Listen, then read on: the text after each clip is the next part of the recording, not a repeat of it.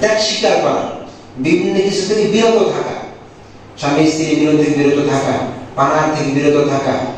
আর এই রোজা শুধু আমরা রাখবো, রোজা শুধু রাখলেই হবে না, রোজার অনেকগুলো হক হুকুক আছে, রোজার অনেক হক হুকুক আছে। আমি রোজা রাখলাম, মানুষকে আমার জিহ্বা দ্বারা আমার মুখ দিয়ে খারাপ কথা বললাম, আমার রোজা হালকা হয়ে যাবে। আমি রোজা রেখে চোখ দিয়ে বেগানার দিকে তাকাইলাম, অথবা আমি খারাপ জিনিস দেখলাম চোখ খুলিয়া, আমার রোজা ওই রোজা রুকসত চলে আসবে। রোজার যে পাওয়াই যে ফজিলাত, এই রোজার এই পরিপূর্ণ ফজিলাত থাকবে না। এই জন্য রোজা রাখা অবস্থায় সবসময়ের জন্য গুনাহ থেকে বাঁচতে হবে যতটা সম্ভব। এই জন্য মসজিদের পরিবেশ হলো গুনাহমুক্ত পরিবেশ। মসজিদ থেকে বের হবেন তো গুনার পরিবেশ, মসজিদ থেকে ভাইটে দেওয়া আছে যে গুনার পরিবেশ, মসজিদে আসতে নিরিবিলে গুনাহমুক্ত জীবন যাপন। এই জন্য মসজিদ ওয়ালা জিন্দেগি আমরা বানাবো ইনশাআল্লাহ। রমজান মাসে মসজিদ আমরা অনেক সময় থাকি, ফ্যান চালাই, ঘুমাই, ভালো আলহামদুলিল্লাহ। তবে আমরা নিয়ত করবো রমজান মাসের শেষে আমাদের থেকে কারো যেন ইতিকাফ না চলে। অনেকে আমরা আছি যারা বুড়ো বয়স, এদেরকে ঢেলে মিলে টাকা খাওয়া দিয়া এই বাড়ি থেকে বয়, তাই একজন না বলে তো সবাই গুলো খাওয়া লাগবে, তাই একজন বউ তাই হ্যাঁ এলাকার সবাই টাকা দিয়া ঘুরি দিয়ে এইবার বয়। এ তো নিজে যেতে পারে বলে না, এত টাকা লোভে বইছে, এত জামা কাপড় লোভে বইছে, ওই এতে কোনো দাম হইবে না। অতএব তোমার নিজ ইচ্ছে করে এতে কাপে বসো, এতে কাপে তুমি 10 দিন বসতা বা তুমি সবাই কথা পাইয়া দাও। যদি ঘুমাইয়া খাও রাত্রেবেলা কখন কোন রাতে সবাই কথা চলে যায় তুমি তো বইতে পারো না, আমিও জানি না, একমাত্র আল্লাহ তাআলা জানে কোন রাতে সবাই কথা যাবে। তুমি মসজিদে উযু করে ঘুমাইয়াছিল, অথবা তুমি বিয়ে উযুতে ছিল, তুমি নাপাক মসজিদে ঘুমাইয়াছিল, উযু নাই, হুকুমে নামাজের সাথে হুকুমে সাধারণ নাপাক, যেটাকে উযু চলে দিলে সাধারণ নাপাক, তুমি এই অবস্থা ঘুমাই রয়েছো, এবারে তো করতে পারো না, সারা রাত ঘুমাইছো, তো আল্লাহ সুবহানাহু ওয়া তাআলা ইতিকাফের কারণে তার আল্লাহ তাআলা সর্বদা দান করবে, সুবহানাল্লাহ।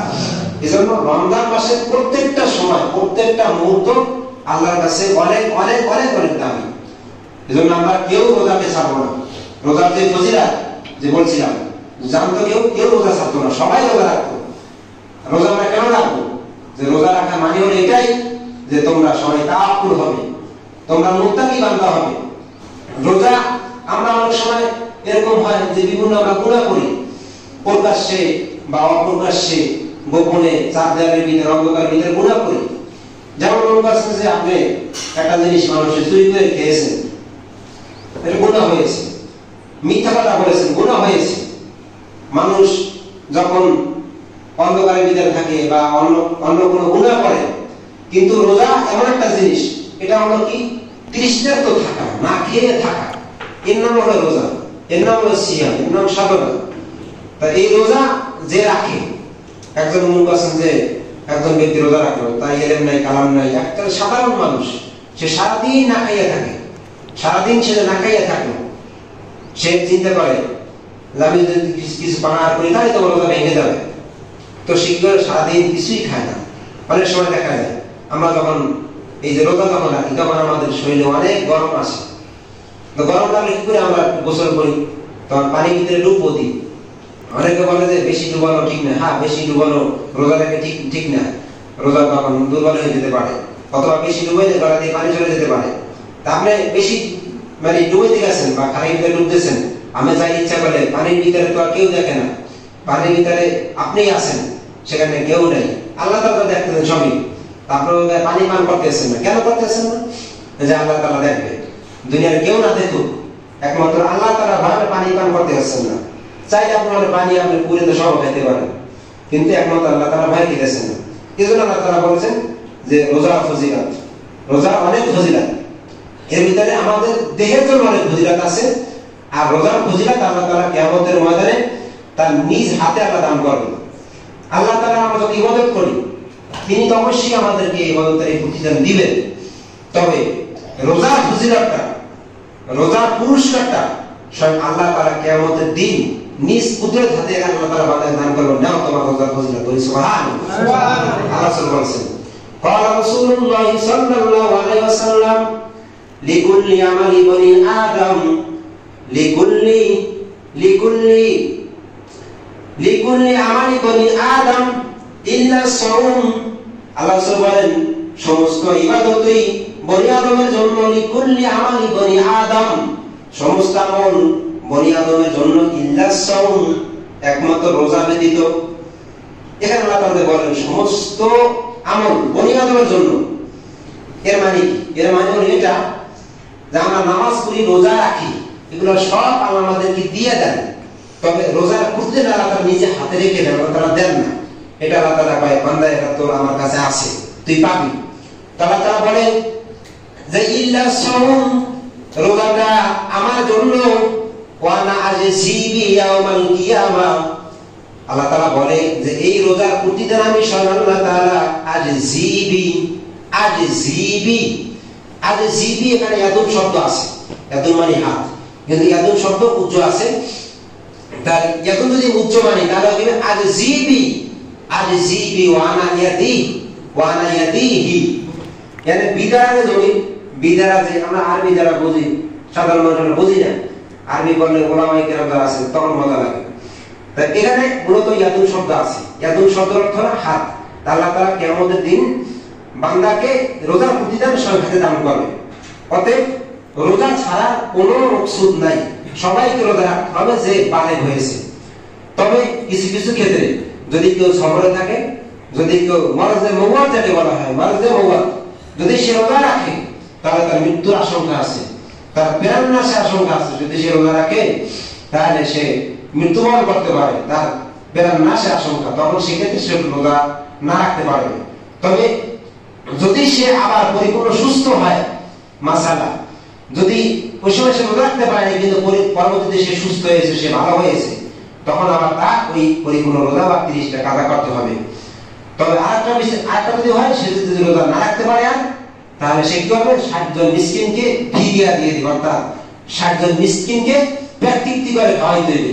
শুধু ডাল দিয়ে আর বড়ার মুড়ো দিয়ে দেশি, এই বড়ার মুড়ো দেশের সাথে কিনলে খাওয়ানো শুধু হইবে না, তৃপ্তি সহকারে সুন্দর করে ও দেখে খাইতে ভালো চায়, হাসি বস্তু করে বস্তু এরকমের 60 জন ব্যক্তি মিসকিন সুন্দর করে খাওয়াইতে হবে।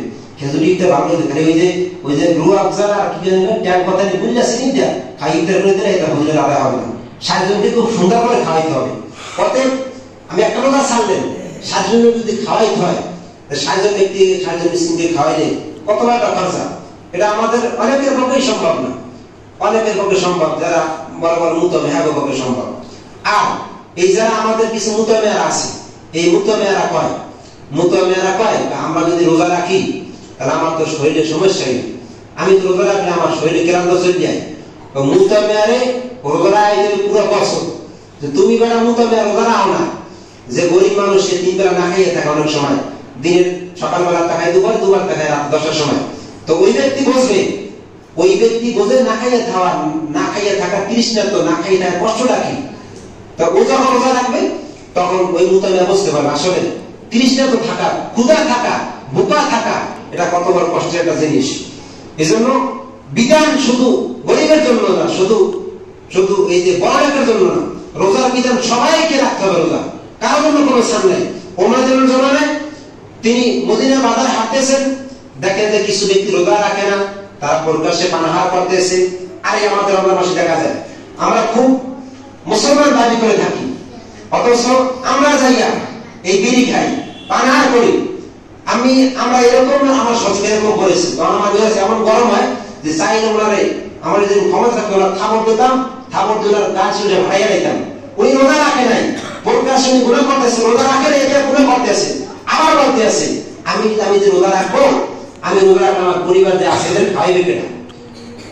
এই কথা এক গুণা সে রোজা ছাড়ছে এক গুণা, আবার সে প্রকাশ্যে খাইতে আছে। প্রকাশ্যে খাওয়া মানে কি? সে রোজাকে অবমাননা করতেছে। প্রকাশ্যে খাওয়া মানে কি? সে রোজাকে দাবি মনে করতেছে না যে রোজা কিসের কি, আমি কাম করবো, খাবো, আমার পরিবারের খাওয়াইতে হইবে। এই যে সে এক রোজা ছাড়লে এক গুণা, আবার সে প্রকাশ্যে খাইতে আছে এক গুণা। আর আমাদের কিছু দোকানদার বাইরে আছে, মুসলমান দোকানদার, এই রমজান মাস আসলে সিন্ডিকেট বাড়ে।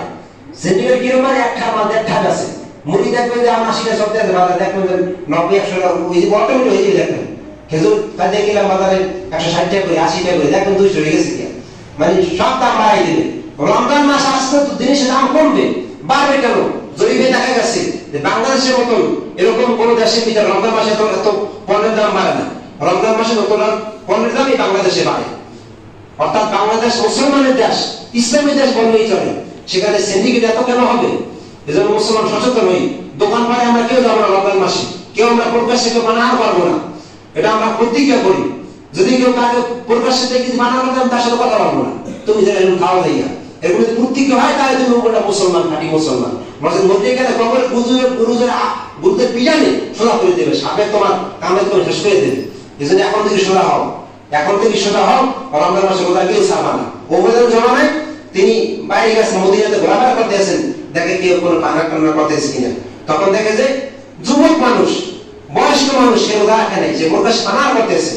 তো ওবায়দুল জমানায় ওবায়দুল তিনি যাদেরকে আটক করেছেন, তিনি যাদেরকে বন্দী করেছেন, যে আমাদের বংশে, আমাদের পরিবারে ছোট ছোট বাচ্চা যাদের এখন রোজা ফরজ হয় নাই, এরা রোজা রাখতেছে।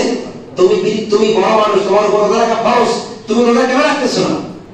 তখন তাকে আযাব, তাকে তার জন্য শাস্তি কি করছেন, তার জন্য পথ নির্ধারণ করেছেন, তুমি রোজা কেন রাখো নাই। এই জন্য ভাই রোজা রাখা, রোজা ছাড়ার কোনো বিধান নেই। আর আমরা এই যে এই রমজান মাস আসলে এই মুসলমানের দোকান, মুসলমানরা কি করে, বিভিন্ন হোটেল দেয়, শহর অঞ্চলে বিভিন্ন কিছু হোটেল দেয়। আর হোটেল দিয়ে বলে কি, হোটেল দিয়ে এই জন্য যে আমাদের দেশে অনেক অমুসলিম ভাই আছে যারা চাকরিজীবী, তারা চাকরি করে, তারা তো রোজা রাখে না। তো এরকম হয় যে এই খোলা অজুহাত বলে যে আমরা হিন্দু নাসারাদের জন্য দোকান খোলা রাখি, আমরা মুসলমানদের জন্য খোলা রাখি না, অথচ মুসলমান যাই খায়। তাহলে তুমি এখান কেন করো না? তোমার দোকানে তুমি লিখে দেওয়া যে আমার দোকান রমজান মাসে কোনো মুসলমানের জন্য খাবার হয় না, দিনের বেলা, হ্যাঁ সন্ধ্যার মাঝে আবার খাও। আর একটা কথা পাস, এই রমজান মাস আসছে, আমরা যারা রোজাদার, এই রোজাদাররা কি করি, ইফতারের সময় ইফতারি করতে যাই। অনেক সময় দোকান পাটে আমরা শহরে থাকি, দোকান পাটে ইফতারি করতে যাই। এমন হয় যে বেরোজগারিয়া রোজা আনে, হয়তো সকালে ইফতারি করতে যায়, ওই বেরোজগারের কারণে যে ব্যক্তি রোজা রেখেছে সে ইফতারি মতো করতে পারে না।